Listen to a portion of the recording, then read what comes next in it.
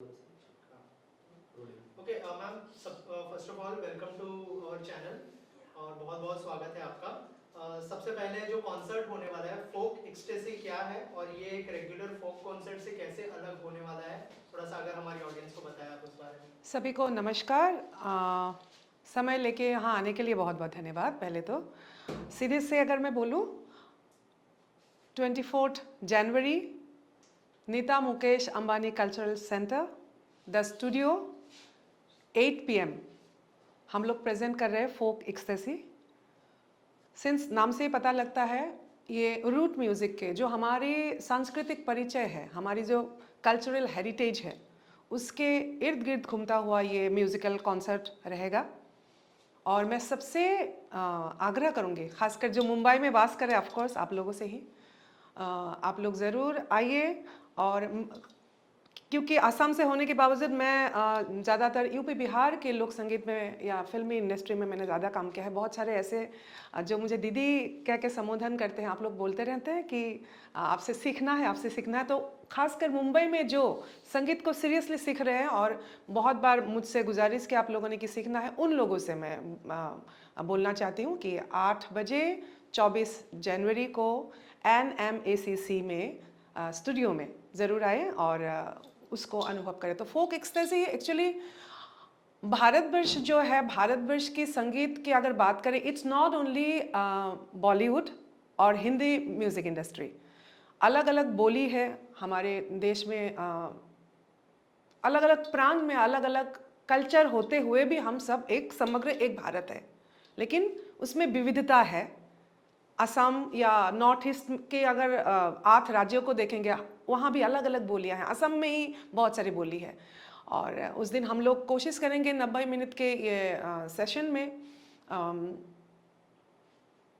कुछ प्रांतों को, पूरे भारतवर्ष को तो समेट नहीं पाएंगे, 7-8 अलग अलग भाषा और बोलियों को प्रस्तुत करेंगे। बट सिंस NMACC एक ऐसा प्लेटफॉर्म है, आज नीता मुकेश अंबानी कल्चरल सेंटर को बहुत बहुत धन्यवाद देना होगा।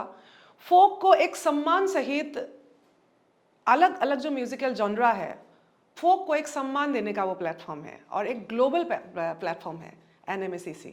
तो बहुत उत्सुक हूँ और मैं चाहूँगी आप सभी लोग ज़रूर पधारें। जैसे आपने कहा कि आप अलग अलग लैंग्वेजेस में सॉन्ग वहाँ पर प्रेजेंट करने वाले हैं, तो एक आवाज़ एक भारत का आइडिया कैसे आया, उसके बारे में अगर कुछ शेयर करें हमारी ऑडियंस के साथ। जैसे मैंने कहा कि बहुत सारी बोली, बहुत सारे खान पान अलग है, हमारे पोशाक अलग है, विविधता में एकता जो हमारे देश के लिए कहा जाता है, और उसको कंटेम्परेरी समय काल में उसको जीना हम लोग जीते हैं। Actually folk music is not only about कि मैंने एक सॉन्ग प्रस्तुत किया, वो अनुभव नहीं रहेगा उस दिन। जो ट्रेडिशंस को हम लोग, जैसे गंगा स्नान से मैं इस कंसर्ट को शुरू कर रही हूँ।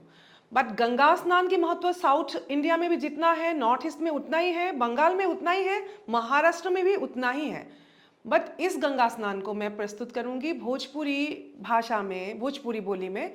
भिखारी ठाकुर जी ने किस तरह से गंगा स्नान को ऑटोबायोग्राफिकल राइटिंग में उन्होंने कैसे लिखा। यहाँ गंगा जी जो है वो लिसनर है, वो सुन रही है। और एक इंसान पूरे जीवन काल में जाने अनजाने हम लोग बहुत सारे कर्म करते हैं, बहुत सारे ऐसे कर्म होते हैं अपने माँ बाप के प्रति, अपने परिवार के प्रति जीवन काल में, जो मन में ऐसा एक ग्लानि भाव होता है ना, गिल्ट लेके हम लोग जीवन को आगे पार करते हैं। तो कुंभ काल में जो ये रिचुअल है, वो जो गंगा स्नान करते हैं, वो जो एहसास है, जैसे आप गंगा जी के सामने अपने सभी आत्मग्लानि जो है आप उनको बोल रहे हैं, और आपको ये एहसास है कि जब माँ सुन रही है, और जब आप वो डुबकी, वो स्नान, पवित्र स्नान करके जब आप बाहर आते हैं, तो ऐसा लगता है जैसे, आज की अगर भाषा में बोलूँ, जैसे मैं बहुत कुछ डिलीट हो गया मेरी ज़िंदगी से, और नए तरह से मैं आगे की ज़िंदगी को मैं प्रॉमिस करता हूँ अपने आप को कि मैं ये करूँगा, ये नहीं करूँगा, अगर सीधी सी भाषा में बोलूँ तो। ये जो है, ये ट्रेडिशंस को हम लोग जीते हैं, और उस बारे में जब 5 मिनट में मैं गीत प्रस्तुत करूँगी तो वो सिर्फ एक सॉन्ग नहीं रह जाता है, वो एक जीवन शैली है हमारे। तो एक उदाहरण ये है, उस तरह से कितनों को पता होगा, आई डोंट नो, सती बेउला या सती बिहुला। बिहार में पता है, असम में पता है, बांग्लादेश तो अभी भी जीवंत है, और बंगाल, ये सब एरिया में सती बेउला की जो गाथा है, जहाँ माँ मनसा के इर्द गिर्द ओजावली ट्रेडिशन में गाया जाता है आसाम में। और एक महिला, एक स्वामी जो अपने मृत स्वामी के शरीर को लेके कैलाश तक कैसे पहुंचती है और शिव जी के समक्ष वो अपनी पतिव्रता भाव को रखते हुए वो कैसे जीवन प्राण भिक्षा मांगते हैं, और उसको गीत में मैं कैसे गा के बताऊं। तो ये जो है हर सुहागन जो भारतवर्ष में है, तो बहुत सारे ऐसे रिचुअल्स हैं, व्रत है जहाँ सिंदूर की बात होती है, मेरी सुहाग की बात होती है। तो ये सब जो ट्रेडिशन जब गीत में वो आता है, तो मैं समझती हूँ उसको सिर्फ गीत बोलना बहुत छोटी शब्द हो जाएगा, और वो एक तरह से लिविंग ट्रेडिशंस है, और हमारे कल्चरल मेमोरीज में वो सालों से है और आगे भी रहेगा। तो अलग अलग बहुत सारे ऐसे, जैसे MTV कुक स्टूडियो में खड़ी बिरहा प्रस्तुत किया था, राजस्थानी में बाईसारा बिरा, तो उन सब गीतों को भी मैं उस दिन सन्निविष्ट कर रही हूँ। इस परफॉर्मेंस में महिला लोक परंपरा, श्रम, माइग्रेशन और कलेक्टिव मेमोरी की आवाज है। आज के समय में आवाज को सुनाना और सुनना क्यों इम्पोर्टेंट है, क्यों जरूरी है? ज़रूरी इसलिए है, अगर जैसे आपने माइग्रेशन के बारे में बोला, मजदूर भैया बोल के मेरा एक गीत रहेगा। तो नॉर्मली मैं जो हमारे इलाइट क्लास है वो फ्लाइट्स में ही ट्रैवल करते हैं। मुझे बहुत ट्रेन में ट्रैवल करना पसंद है, मैं बहुत ज़्यादा ट्रेन ही प्रेफर करती हूँ। बहुत जब समय की मजबूरी होती है तभी मैं फ़्लाइट लेती हूँ, वो मेरा पर्सनल चॉइस है। बट एज एन आर्टिस्ट मैं ऑब्जर्व करती हूँ, आप ऑब्जर्व कीजिएगा, अलग एक ही ट्रेन है, एक ट्रेन में first AC, second AC, third AC, उसके बाद नॉर्मल स्लीपर एंड फिर जनरल क्लास भी होता है। ट्रेन एक ही है, और ध्यान दीजिएगा जनरल क्लास के सामने एक बैग लेके, उस बैग में बहुत सारे सपना होता है। और यहाँ पे बिहार को बहुत ज़्यादा कनेक्ट इसलिए कर पाती हूँ क्योंकि कोरोना काल में मैंने उस समय में पूरे विश्व ने देखा किस तरह से दिल्ली से रास्ते से सब लोग जा रहे थे यूपी बिहार की ओर। तो जो माइग्रेशन है, भोजपुरी गायिका होने के नाते भोजपुरी को मैंने बहुत गाया। हर दूसरा तीसरा गीत में या तो अगर वो रोमांटिक सॉन्ग भी था, आइटम सॉन्ग भी था, कुछ भी था, मेरे जो बलम जी है, सैया जी है, वो हमेशा परदेश में ही है। बहुत गीत गाई मैं। तो ये आप ऑब्जर्व अगर करेंगे तो हर गीत में माइग्रेशन है।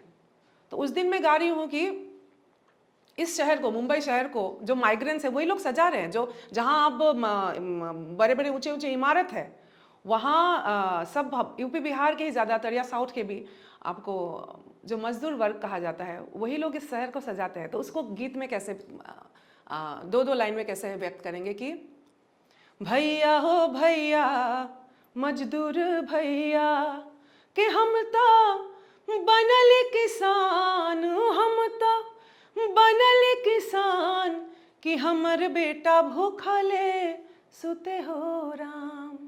ईटा हम पारिला घरवा बनावेला, महल दो महला आसमान, महल दो महला हिंदुस्तान कि हमर बेटा टुकुर टुकुर ताके आसमान। मतलब मैं तो पूरे खान पान को किसान मन के देश को दे रहा हूँ, लेकिन क्या कभी किसी ने ये ऑब्जर्व किया है, सोचा है कि मेरे गांव में मेरा जो बेटा सो रहा है शायद वो भूखा सो रहा है।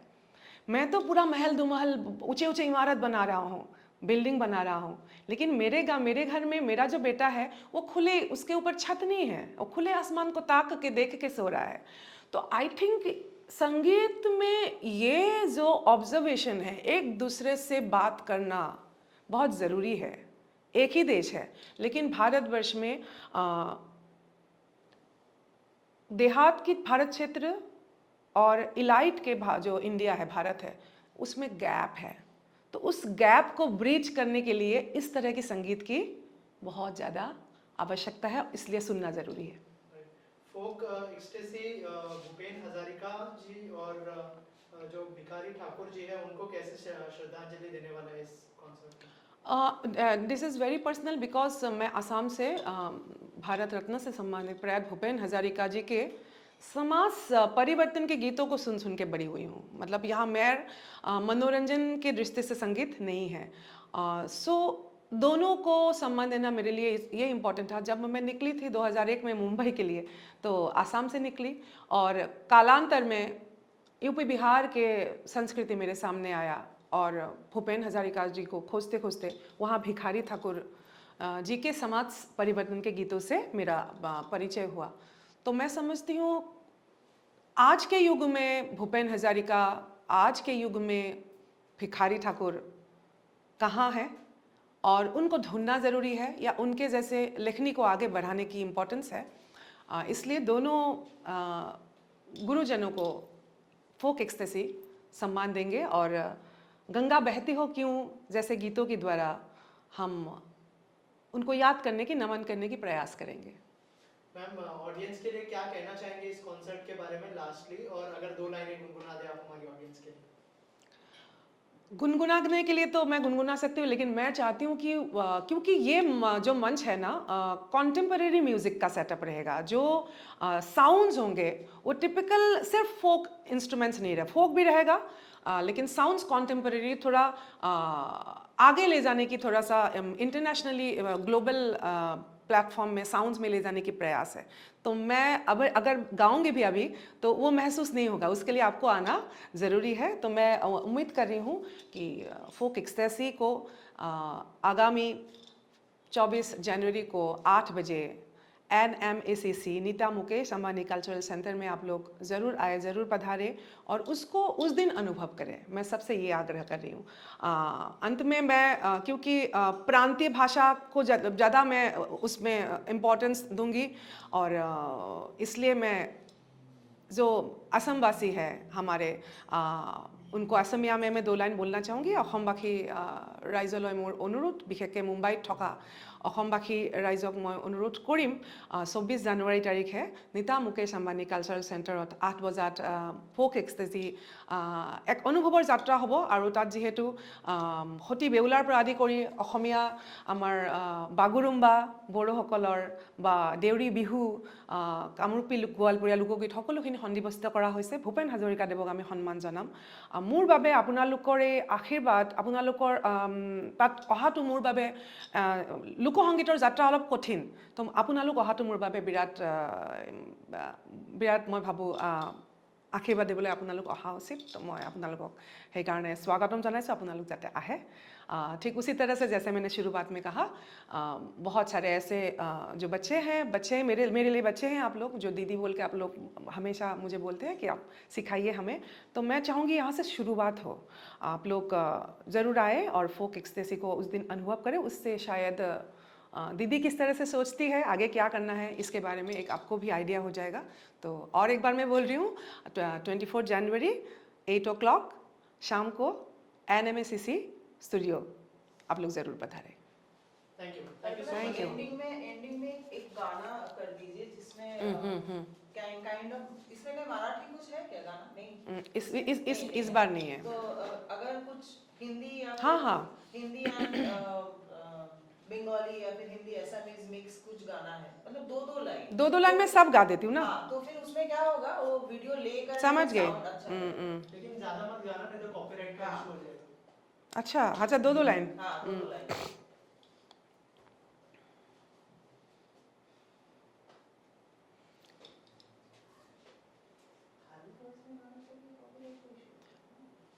बाईसारा बेराम हने पिहरियल चालो सा, पीवरियरी माने ओलुहावे, गोकुल माझे आजिओ गोकुल माझे मधुर मुरुली बाजे। राम भैले जोगिया लखन बयरगिया के दोनों भैया हो गईले फकीर, अगरवा में डरली होले तुलसी जी के मलवा की है, और दोनों भाई मंगले अयोध्या में भीख। विस्तार है अपार प्रजा दोनों पार, करे हाहाकार निशब्द सदा ओ गंगा तुम गंगा बहती हो क्यों